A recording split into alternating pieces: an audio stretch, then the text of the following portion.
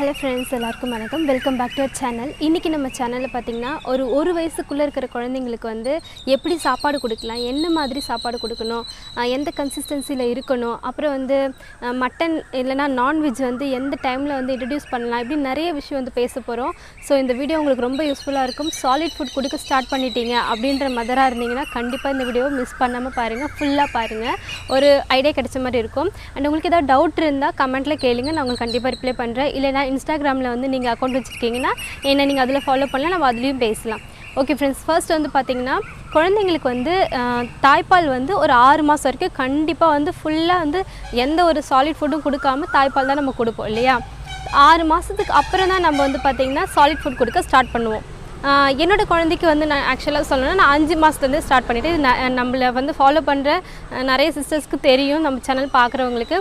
நான் 5 மாதத்துலேருந்தே கொடுக்க ஸ்டார்ட் பண்ணியிருக்கேன் அப்படின்னு சொல்லிட்டு. இந்த WHO கூட என்ன சொல்லுவாங்கன்னு பார்த்தீங்கன்னா, காமனாக வந்து நீங்கள் 6 மாதம் ஆன குழந்தை வச்சுருக்கீங்கன்னா அதுக்கப்புறம் தான் நீங்கள் வந்து சாலிட் ஃபுட் கொடுக்க ஸ்டார்ட் பண்ணணும்.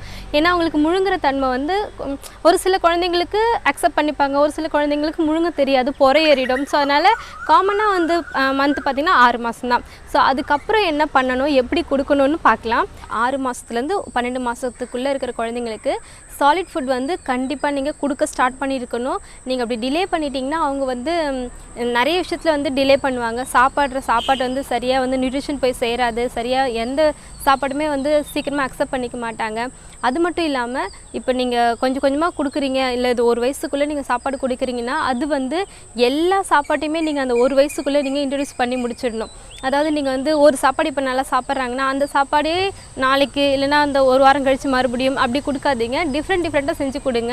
நிறைய நீங்கள் வெரைட்டியாக செஞ்சு கொடுத்தாதான் அவங்களுக்கு வந்து நிறைய தேவையான சத்தும் போய் சேரும், அவங்களுக்கு டிஃப்ரெண்ட் டேஸ்ட் தெரியும். ஸோ சாப்பாடு வந்து ஃப்யூச்சரில், அதாவது 1 வயசுக்கு மேலே நீங்கள் உங்கள் வீட்டு சாப்பாடை தான் பழக்கப்படுத்துவீங்க. கண்டிப்பாக வந்து நீங்கள் உங்கள் வீட்டு சாப்பாடை தான் பழக்கப்படுத்தி ஆகணும். அப்போ தான் உங்களுக்கும் வந்து எப்படி சொல்கிறது, குழந்தைங்களுக்கு வந்து தனியாக செய்யணும் அப்படின்னு நினைக்காதீங்க. தனியாக செய்யுங்க. அது 1 வயசுக்குள்ளே இருக்கிற குழந்தைங்களுக்கு நீங்கள் தனியாக செய்யலாம். பட் நீங்கள் 1 வயசுக்கு மேலே வச்சுருக்க குழந்தையாக இருந்தாங்கன்னா நீங்கள் உங்களுடைய சாப்பாட்டை எப்படியெல்லாம் வந்து சாப்பாடை பழக்கப்படுத்தணுமோ அப்படி தான் நீங்கள் பழக்கப்படுத்தணும். சாம்பாரில் காய்கறி போட்டிங்கன்னா அதெல்லாம் நீங்கள் மேஷ் பண்ணி சாப்பாடோடு பிசைஞ்சு கொடுக்கலாம். இந்த மாதிரி தான் நீங்கள் கொடுத்து பழக்கணும். 1 வயசுக்கு மேலே ஆன குழந்தைய வச்சுக்கிட்டு நீங்கள் அவங்களுக்கு தனியாக செஞ்சணும் இருந்தீங்கன்னா உங்களுடைய சாப்பாட்டை அவங்க வந்து அக்செப்ட் பண்ணிக்க மாட்டாங்க. தாய்ப்பால் வந்து எது வரைக்கும் கொடுக்கலாம் அப்படின்னு நிறைய பேருக்கு இருக்கும். தாய்ப்பால் வந்து ஒரு 2 வயசு வரைக்கும் கொடுக்கலாம், தாராளமாக கொடுக்கலாம். பாலும் குடிக்க மாட்டாங்க, சாப்பாடும் சாப்பிட மாட்டாங்கன்னா நீங்கள் தாய்ப்பாலை கொஞ்சம் கட் பண்ணிவிட்டு சாலிட் ஃபுட் வந்து கொஞ்சம் நிறைய நியூட்ரிஷனாக சேர்ந்தது, பருப்பு, ப்ரோட்டீன் சேர்ந்தது, இந்த மாதிரிலாம் நீங்கள் நிறைய கொடுக்கலாம். அப்படி கொடுத்து பழக்கப்படுத்துங்க. 1.5 வயசில் கூட ஸ்டாப் பண்ணிக்கலாம். நான் 1.5 வயசில் தான் ஸ்டாப் பண்ணேன் என்னுடைய குழந்தைக்கு. அதுக்கப்புறம் நான் சாலிட் ஃபுட்டும் தாய்ப்பாலும் சேர்த்து அப்படி கொடுக்க ஆரம்பிச்சிட்டேன். 6 மாதத்துக்கு அப்புறம் சாலிட் ஃபுட் மட்டும்தான் கொடுக்கணும்னு கிடையாது, சாலிட் ஃபுட்டோட தாய்ப்பாலும் கொடுக்கணும். இதுதான் நான் வந்து சொல்ல வந்தேன். நீங்கள் சில பேர் என்ன நினைக்கலாம், தாய்ப்பால் வந்து 6 மாதத்துக்கு அப்புறம் கொஞ்சம் கம்மி பண்ணிவிட்டு சாலிட் ஃபுட் நிறைய கொடுக்கணும். அப்படி இல்லை. 80% வந்து நீங்கள் தாய்ப்பால் கொடுக்குறீங்கன்னா ஒரு 30% வந்து சாலிட் ஃபுட் கொடுக்கணும். அப்படி கொஞ்சம் கொஞ்சமாக இன்ட்ரடியூஸ் பண்ணுங்கள். மொத்தமாகவும் நீங்கள் இன்ட்ரடியூஸ் பண்ணாலும் அவங்க சரியாக சாப்பிட மாட்டாங்க. ஏன்னா புதுசாக முழுங்குறதுக்கு அவங்களுக்கு வந்து ப்ராக்டிஸ் ஆகணும். கன்சிஸ்டன்சி எப்படி இருக்கணும்னு பார்த்தீங்கன்னா, ஒரு 6லேருந்து 7 மாதம், அதாவது சாலிட் ஃபுட் கொடுக்க ஸ்டார்ட் பண்ணியிருக்கீங்க, அதுலேருந்து ஒரு 2 மாதம் வரைக்கும் நீங்கள் ரொம்ப வந்து கூழ் மாதிரி கொடுக்கணும். இப்போ ராகி கூழ் இல்லைனா வந்து கோதுமை கூழ், அப்புறம் இந்த மாதிரி நீங்கள் கூழ் கன்சிஸ்டன்சியில் செஞ்சு கொடுக்கணும். நல்லா கொஞ்சம் லிக்விடாக செஞ்சு கொடுக்கணும். அந்த மாதிரி செஞ்சு கொடுத்தா தான் குழந்தைங்களுக்கு முழுங்க தெரியும். அந்த மாதிரி ஸ்டேஜில் இருக்கிற குழந்தைங்களுக்கு ஒரு 6லேருந்து 8 ஸ்பூன் வரைக்கும் போதும். நீங்கள் அதுக்கு மேலே வந்து வற்புறுத்தி கொடுக்காதீங்க. அது மட்டும் இல்லாமல் அந்த மாதிரி இருக்கிற, அதாவது 6 to 7 மாதத்தில் இருக்கிற குழந்தைங்களுக்கு வந்து பார்த்திங்கன்னா சாதத்தை நல்லா வந்து கூழ் மாதிரி செஞ்சு கொடுக்கணும்னா அது ஒன்று தான் யூஸ் பண்ணணும். ராகி யூஸ் பண்ணிங்கன்னா ராகி மட்டும்தான் கொடுக்கணும், கோதுமைனா கோதுமை மட்டும் தான், இந்த மாதிரி கொடுக்கணும். அதுக்கப்புறம் போக வந்து பார்த்திங்கன்னா 2 பொருளாக இன்க்ரீஸ் பண்ணிக்கலாம். இப்போ சாதத்தோட பருப்பு மேஷ் பண்ணி கொடுக்கறது, அப்புறம் சாதத்தோட கேரட் மேஷ் பண்ணி கொடுக்கறது, இந்த மாதிரி கொடுக்கலாம். அப்புறம் போக நிறைய வெஜிடபிள்ஸ் சேர்த்து சாதம் பருப்பு இப்படி மேஷ் பண்ணி கொடுக்கறது, பிசைஞ்சு ஊட்டுறது, இந்த மாதிரி கொடுக்கலாங்க. இதுதான் கன்சிஸ்டன்சி சொல்கிறேன். குழந்தைங்களுக்கு எப்போ நான்வெஜ் இன்ட்ரடியூஸ் பண்ணணும் அப்படின்னு பார்த்தீங்கன்னா 7 மாதத்துலேருந்து 8 மாதத்துக்குள்ளே நீங்கள் வந்து இன்ட்ரடியூஸ் பண்ணிடணும். அதுக்கப்புறம் நீங்கள் எப்போ வேணாலும் கொடுத்துக்கலாம். வாரத்தில் 2 தடவை முட்டை கொடுத்தா போதும், டெய்லி கொடுக்கணும்னு அவசியம் இல்லை. முட்டை இன்ட்ரடியூஸ் பண்ணுங்கள். எல்லோ முட்டையோட மஞ்சள் கரு இருக்குல்ல, அது கொடுக்கலாம். அப்புறம் மீன் கொடுங்க, அப்புறம் சிக்கன் கொடுக்கலாம். சூப் கூட மட்டன் வேக வச்ச தண்ணி இருக்கு இல்லையா, அது வெயிட் கெயினுக்கு ரொம்ப நல்லது. இப்போ 10 மாதத்துக்கு மேலான குழந்தையா இருந்தாங்கன்னா நீங்கள் மட்டன் அப்புறம் சாதம், அப்புறம் வந்து உருளைக்கிழங்கு இதெல்லாம் போட்டு நல்லா பிசைஞ்சு நல்லா கொஞ்சம் கெட்டியான தன்மை இருக்கும் இல்லையா, அந்த டைம் அந்த மாதிரி நீங்கள் குழந்தைங்களுக்கு ஊட்டி விடலாம். சாலிட் ஃபுட் கொடுக்க ஸ்டார்ட் பண்ணிவிட்டு ஒரு 10-15 நாளுக்குள்ளே இருக்கிற குழந்தையா இருந்தாங்கன்னா ஸ்பூனில் ஒரு 5-6 ஸ்பூன் அது ஓகே அந்த அளவு ஓகே. அதுக்கப்புறம் போக போக வந்து நீங்கள் குவான்டிட்டிஸை இன்க்ரீஸ் பண்ணணும். அப்போ ஒரு குட்டி பவுல் அளவு கொடுக்கணும். அப்புறம் வந்து கொஞ்சமாக அந்த பவுல் நீங்கள் எந்த அளவு கொடுக்கணும் அதை விட ஒரு டபுள் மடங்காக நீங்கள் வந்து கொடுக்க பார்க்கணும். இந்த மாதிரி தான் கொடுக்கணும். பட் ஒரே அடியாக நீங்கள் ஃபோர்ஸ் பண்ணி கொடுக்காதீங்க. ஃபோர்ஸ் பண்ணி கொடுத்தா எந்த குழந்தையுமே வந்து சாப்பாடே வந்து வெறுத்துருவாங்க. ஜாலியாக பேசிக்கிட்டு ஏதாவது பாட்டு பாடிக்கிட்டு கதை சொல்லிவிட்டு இல்லை அவங்கக்கிட்ட ஏதாவது டாய்ஸ் வச்சுட்டு அவங்கள விளையாட வச்சுட்டு நீங்கள் ஊட்டுறது இந்த மாதிரி பண்ணுங்கள் ஸ்டார்டிங்கில். ஏன்னா அப்போ தான் குழந்தைங்க வந்து ஒரு இன்ட்ரெஸ்ட்டோடு சாப்பிடுவாங்க. இல்லைன்னா சாப்பிடுவாங்க. மற்றபடி வந்து வெறுக்கிற மாதிரி சாப்பாடு நீங்கள் கொடுத்தீங்கன்னா அவங்க சுத்தமாக வந்து சாப்பிடவே மாட்டாங்க. ஃப்யூச்சர்லேயும் சாப்பாடை அக்செப்ட் பண்ணிக்க மாட்டாங்க. ஸ்டார்டிங்கில் குழந்தைங்க கூழ் மாதிரி தான் சாப்பிடுவாங்க. நீங்கள் அந்த மாதிரி தான் கொடுக்கணும். அந்த கன்சிஸ்டன்சி தான் கொடுக்கணும். அதுக்கப்புறமா வந்து கொஞ்சம் திக்கான கன்சிஸ்டன்சியில் கொடுக்கலாம். கொஞ்சம் பிசைஞ்சு குழன்னு ஊட்டுற மாதிரி கொடுக்கலாம். அதுக்கப்புறம் பார்த்திங்கன்னா ஒரு 8-9 மாதத்துலேயே பார்த்திங்கன்னா குழந்தைங்க அவங்களே கையில் எடுத்து எல்லாத்தையும் எடுத்து வாயில் வச்சுப்பாங்க இல்லையா, அந்த மாதிரி டைமில் நீங்கள் வந்து நிறைய வந்து ஏதாவது ஸ்நாக் மாதிரி உருளைக்கிழங்கு கட் பண்ணி அந்த மாதிரி ஸ்நாக் ஏதாவது செஞ்சு கொடுக்கலாம். இல்லை குட்டியாக சப்பாத்தி பிச்சு கொடுங்க, அதெல்லாம் சாப்பிடுவாங்க. பல்லு இல்லைன்னு நினச்சிடாதீங்க. பல்லு இல்லாத குழந்தைங்க வந்து இந்த ஈர் இருக்கு இல்லையா, அதை வச்சு கூட அவங்க மென்று அதில் ஊற வச்சு கூட சாப்பிடுவாங்க. ஆனால் குட்டி குட்டியாக கொடுங்க. அடைச்சிக்கிற மாதிரி அதிகமாக கொடுக்காதீங்க, லைட்டாக கொடுக்கலாம்.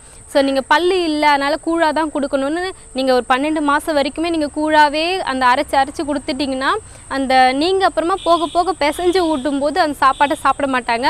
மறுபடியும் நீங்கள் வந்து அந்த கூழ் மாதிரி அரைச்சி கொடுக்குற மாதிரி தான் வரும். அப்புறம் அதில் எந்த சத்துமே இருக்காது, எந்த ஒரு நியூட்ரிஷனும் அவங்க உடம்புல போய் சேராது. ஸோ அதை வந்து அவாய்ட் பண்ணிவிடுங்க. முடிஞ்ச அளவுக்கு அந்தந்த ஸ்டேஜ் வரும்போது நீங்கள் வந்து அப்படியே சாப்பாட்டோட கன்சிஸ்டன்சியை மாற்றிக்கணும். சாப்பிடவே வந்து கஷ்டப்படுறாங்க. நான் எவ்வளோ தான் டிஃப்ரெண்ட்டாக செஞ்சு கொடுத்தாலும் சாப்பிட மாட்டாங்கன்னு இது நான் ஏற்கனவே சொல்லியிருக்கேன். ஆக்சுவலாக நீங்கள் ஒரு தடவை 2 தடவை ட்ரை பண்ணிவிட்டு அப்படியே விட்டுறாதீங்கப்பா. அது வந்து பார்த்திங்கன்னா ஒரு ரிசர்ச்லேயே சொல்லியிருக்காங்க, குழந்தைங்க வந்து ஒரு 8 தடவைக்கு மேலே நீங்கள் 8 தடவை நீங்கள் ட்ரை பண்ணி பார்த்து 8 தடவை ஆகிடுச்சுன்னு வச்சுக்கோங்களேன். அந்த சாப்பாடு நான் ஒரு 8 தடவைக்கு மேலே கொடுத்துட்டேங்க, அப்போ கூட சாப்பிட மாட்டுறாங்க அப்படின்னா நீங்கள் அந்த குழந்தைக்கு இந்த சாப்பாடு பிடிக்கலன்னு நினச்சிக்கலாம். 8 தடவைக்குள்ளே நீங்கள் ட்ரை பண்ணாமலே 2-3 தடவை சாப்பாடு கொடுத்துட்டு இதை சாப்பிடல, நான் எது கொடுத்தாலும் சாப்பிட மாட்டேறாங்க அப்படின்னிங்கன்னா நீங்கள் அதை வந்து பெருசாக எடுத்துக்காதீங்க. அவங்களுக்கு வந்து அந்த சாப்பாடு பழக்கிறதுக்கு கொஞ்சம் நாள் ஆகும். ஸோ கொஞ்சம் அதை ஏற்றுக்கிறதுக்கு டைம் எடுத்துக்கும். நீங்கள் கண்டினியூஸாக கொஞ்சம் டயர்ட் ஆகாமல் குழந்தைங்களுக்கு ஊட்ட பாருங்கள். எப்பயுமே நிறைய வெரைட்டியாக செஞ்சு கொடுங்க. இந்த ஒரு வயசுக்குள்ளே நான் சொன்ன மாதிரி கண்டிப்பாக நீங்கள் எல்லா வெஜிடபிள்ஸுமே அவங்களுக்கு இன்ட்ரடியூஸ் பண்ணியிருக்கணும். எல்லா தால் வெரைட்டிஸ் வந்து அதாவது பருப்பு வகைகள் வந்து இன்ட்ரடியூஸ் பண்ணியிருக்கணும். எல்லாமே எப்படிலாம் நம்ம சாப்பாடு கொடுத்து பழக்கப்படுத்தணுமோ அதுமாதிரி பழக்கப்படுத்திடுங்க.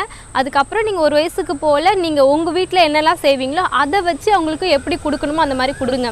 இப்போ நீங்கள் இப்போ தோசை சாப்பிட்றீங்க, பிச்சு சாப்பிட்றீங்க இல்லையா, அந்த மாதிரி குழந்தை சாப்பிடாது. ஸோ நீங்கள் என்ன பண்ணுவீங்க, சட்னி தொட்டோ இல்லை சாம்பார் தொட்டோ கொஞ்சம் மசிச்சு அப்படி ஊட்டுவீங்களா, அந்த மாதிரி எப்படிலாம் நீங்கள் குழந்தைக்கு உங்கள் சாப்பாட்டை கொடுக்கணுமோ அந்த மாதிரி கொடுத்து பழக்கப்படுத்துங்க. அவங்களுக்குன்னு தனியாக ஒரு வயசுக்கு மேலே எதுவும் செய்யாதீங்க. பட் ஒரு வயசுக்குள்ளே இருக்கிறாங்கன்னா கண்டிப்பாக நிறைய வெரைட்டியாக செஞ்சு கொடுங்க. ஒரே டிஷ்ஷை செஞ்சு கொடுத்து அவங்களுக்கு போர் அடிக்க வச்சிடாதீங்க. லிக்விடாக நிறைய கொடுக்கறத விட்டுட்டு சாலிட் ஃபுட்டாக வந்து அதிகமாக கொடுக்க பாருங்கள். ஒரு 5 வேளை கொடுங்க. இப்போ நம்மலாம் 3 வேளை சாப்பிட்றோம் இல்லையா, குழந்தைங்களுக்கு ஒரு 5 வேளை 6 வேளை அப்படி கொடுங்க. முடியலன்னா ஒரு 8 வேளையாவது அந்த மாதிரி கொடுக்கணும். கொஞ்சம் கொஞ்சமாக கொடுங்க. ஸோ அதுதான் வந்து குழந்தைங்களுக்கு நீங்கள் பண்ண வேண்டிய சாப்பாடை வந்து இணை உணவாக வந்து கொடுக்க வேண்டிய முறைகள். இதுதான் நான் சொல்ல வந்தேன். நான் அப்படி தான் ஃபாலோ பண்ணேன். அண்ட் உங்களுக்கும் நிறைய பேர் இதுதான் சொல்லுவாங்க. எனக்கு வந்து இந்த பால்வாடிலாம் இந்த மாதிரி டிப்ஸ் கொடுத்தாங்க, இந்த மாதிரிலாம் பண்ணுங்க, இப்படிலாம் கொடுங்க அப்படிலாம் சொல்லியிருந்தாங்க. ஸோ அதெல்லாம் ஃபாலோ பண்ணேன். நானும் நிறைய பேர்கிட்ட கேட்டு அவங்க சொல்கிற அட்வைஸ் படி, அப்புறம் பால்வாடியிலனா நிறைய அட்வைஸ் கொடுப்பாங்க, அவங்க சொல்கிற அட்வைஸ் படிலாம் நான் அப்புறம் என்னுடைய எக்ஸ்பீரியன்ஸ் இதெல்லாம் வச்சு தான் உங்களுக்கு நான் டிப்ஸ் கொடுத்துருக்கேன். ஸோ உங்களுக்கு இந்த வீடியோ யூஸ்ஃபுல்லாக இருக்கும்னு நினைக்கிறேன். பிடிச்சிருந்தால் மறக்காமல் லைக் பண்ணுங்கள், உங்கள் ஃப்ரெண்ட்ஸ்க்கும் ஷேர் பண்ணிவிடுங்க. உங்களுக்கு ஏதாவது டவுட் இருந்தால் கமெண்ட் செக்ஷனில் கேளுங்க. உங்களை நெக்ஸ்ட் வீடியோவில் பார்க்குறேன். பாய்.